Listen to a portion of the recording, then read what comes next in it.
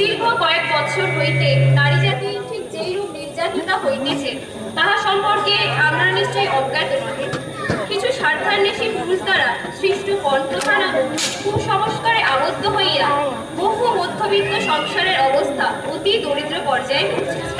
বহু পিতা কন্যার বিবাহ দিতে গিয়া নিঃস্ব রিক্ত হইয়া পথে পথে ঘুরিয়া বেড়াইতেছে, তথাপি কন্যার দল তাহাদের স্বামী গৃহে তথা স্বামীর নিকট নির্যাতিতা হইয়া আত্মহত্যায় বাধ্য হইতেছে। সুতরাং ওই পঞ্চথা নামক কুসংস্কার হইতে নারী জাতির মুক্তির ভাগ নারীদেরকেই লইতে হইবে। আর সেই উদ্দেশ্যে আমরা একটি ক্ষুদ্র সংস্থা আয়োজন করিয়াছি, যাহার নাম নারী মঙ্গল সমিতি। তাই আপনাদের নিকট আমাদের বিনীত অনুরোধ, আপনারা নিজ দুর্দশার কথা চিন্তা করিয়া আমাদের সহিত প্রতিজ্ঞা করুন। আমরা মেয়েরা পুরুষ অপেক্ষা কোনো অংশেই কম নই, সুতরাং কন্যা বিবাহ করিতে আমরা রাজি হইব না। যাই হোক, কেমন হলো তাই বলো। খুব ভালো হয়েছে, কিন্তু দেখ ভাই, দায়েসে উঠে আবার ভাবরাবি না তো? মোটেই না। আর তাছাড়া পাশেই তো শিবির থাকছে গাইড করার জন্য। কি জানি বাবা, আমার কেমন যেন ভয় ভয় করছে। ভাষণ দিতে গিয়ে যদি ভুলে যাই তাহলে লজ্জায় আমার মাথা কাটা যাবে। ও নিয়ে ভাবিস না তো। এখন বল, আমাদের এই নারী মঙ্গল সমিতি তোর কেমন লাগছে? খুব ভালো। অন্যান্য মেয়েদের কল্যাণে নিজেকে উৎসর্গ করার কি যে আনন্দ, তা এখন আমি অনুভব করতে পেরেছি। এখন আর আনন্দ কতটুকু শোভা? আনন্দ তো পাবি সেই দিন যেদিন আমাদের এই ক্ষুদ্র আন্দোলন সার্থক হবে, যেদিন আমরা এই সমাজের প্রত্যেকটা মানুষকে বোঝাতে পারবো পুরুষ অপেক্ষা নারীরা কোনো অংশেই কম নয়। সুতরাং পৃথিবীতে সম্মানের সঙ্গে বেঁচে থাকার অধিকার তাদেরও আছে। নিশ্চয় পুরাণ এবং আধুনিক বিজ্ঞান এই প্রমাণ দেয় যে নারী সবকিছু সৃষ্টির মূল। আবার নারী যে সবকিছুর ধ্বংসের মূল, সে কথা কেন ভুলে যাচ্ছ সোমা? শিউলিদি, আমাদের আন্দোলন যদি সার্থক হয় এবং সেই কারণে যদি সমস্ত নারী বিয়ে করতে অসম্মত হয়, তাহলে তো পৃথিবী একদিন ধ্বংসের পথে এগিয়ে যাবে।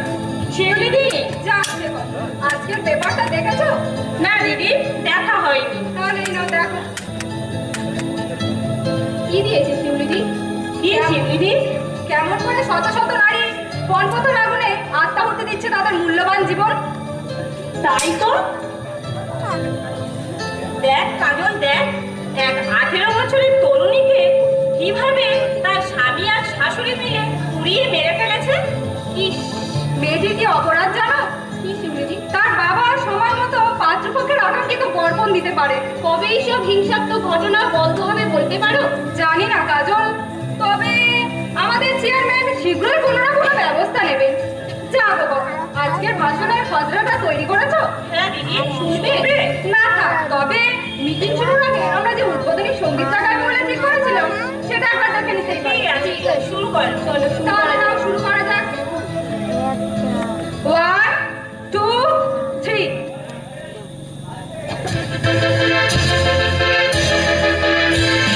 la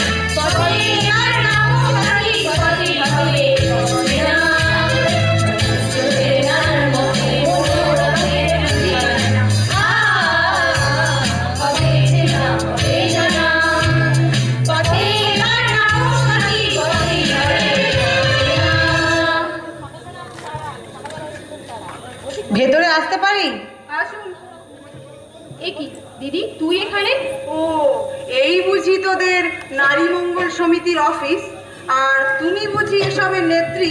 হ্যাঁ, শোনো, সামনের পঞ্চায়েত ইলেকশনে আমি ভোটে দাঁড়াচ্ছি, আর তার আগে তোমাদেরকে সাবধান করার জন্য আমি কয়েকটা কথা বলতে এসেছি। বলুন। পণ প্রথার বিরুদ্ধে সংগ্রাম করতে গিয়ে যে অবান্তর সিদ্ধান্ত তোমরা বেছে নিয়েছো, ভবিষ্যতে তার পরিণতি যে কতটা ভয়ঙ্কর হতে পারে তোমরা কি সেটা একবার ভেবে দেখেছো? তার মানে?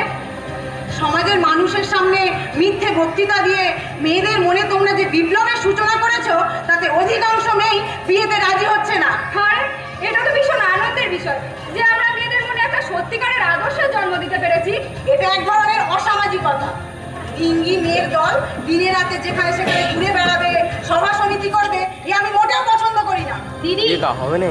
আর তাছাড়া দাদা, নারী নির্যাতনের নামে সামনে, সমাজের সামনে হ্যাঁ, মিথ্যে বলছি। বক্তৃতা দিয়ে দাদা, তোমরা যা আপনি করে তো চলেছো, হালটা তা বেড়ে শুয়ে পড়ো। যাওয়া ছাড়া আর কিছুই কি নয়। করবো? আপনি ভুল হবে? করছেন দিদি। প্রতিদিন তার পেপার খুললে আপনি বুঝতে দেখছি পারতেন আমাদের বক্তৃতা কতখানি সত্য। ছাড়ো তোমার কথা। আজকাল কটা সত্যি কথা লেখা থাকে পেপারে? এই তো, আর কিছু চলেন। বলার আছে তো? হ্যাঁ আছে। এই আন্দোলন তোদের বন্ধ করতে হবে। অসম্ভব। আমরা মেয়েরা কোনো পণ দিয়ে বিয়ে করবো না, আর এটাই আমাদের প্রতিজ্ঞা। কিন্তু ওটা তো পুরুষদের পাওনা। আপনি কি বলতে চান যে মেয়েরা ঋণের বোঝা মাথায় নিয়ে জন্মেছে, যে তাদের বিয়ে দেওয়ার জন্য তাদের বাবা মাকে একেবারে সর্বশান্ত হতে হবে? যে বাবা মেয়ের বিয়েতে পণ দিতে পারে না, সে মেয়ের জন্ম দেয় কেন? ছি গোপাদি, ছি।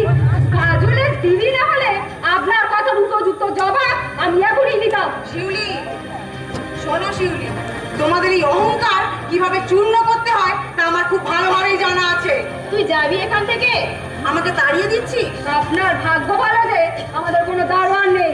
শিউলি, আগে আমাকে ভোটে জিততে দাও, তারপর তোমাদের ব্যবস্থা আমি খুব ভালোভাবেই করব। তুই যাবি এখান থেকে? আমাকে তাড়িয়ে দিচ্ছি? তোমাদের এই নারী মঙ্গল সমিতির নাম করে তোমরা যা করে চলেছো তা কারো জানা নেই ভেবেছো? কি বলতে চাইছেন আপনি? নারী মঙ্গল সমিতি, তোমরা যে সব কত সতী তা জানতে আর আমার বাকি নেই। হ্যাঁ, নারী মঙ্গল সমিতি। দাঁড়ান ম্যাডাম, দাঁড়ান, উত্তরটা শুনে যান। দিদির জন্য লজ্জায় আমার মরে যেতে ইচ্ছা করে। তোর কিসের লজ্জা কাজল? তোর মনটা তো আর তোর দিদির মতো আমার নোংরা নয়। আমার অবাক লাগছে যে তোর দিদির মতো মহিলাও এই সমাজে আছে। আছে সোমা, আর এদের মতো মানুষ যদি সমাজে না থাকে তাহলে সমাজে ভালো মানুষের কদর দেবে কে? শিউলিদি, ওনার কথায় তোমরা হতাশ হো না সোমা। আমাদের চলার পথে এমন অনেক বাধা বিপত্তি মাথা তুলে দাঁড়াবে। সবকিছুকে দু পায়ে মারিয়ে আমাদের এগিয়ে চলতে হবে, তবেই তো সার্থক হবে আমাদের স্বপ্ন, আমাদের আশা, আমাদের এই আন্দোলন।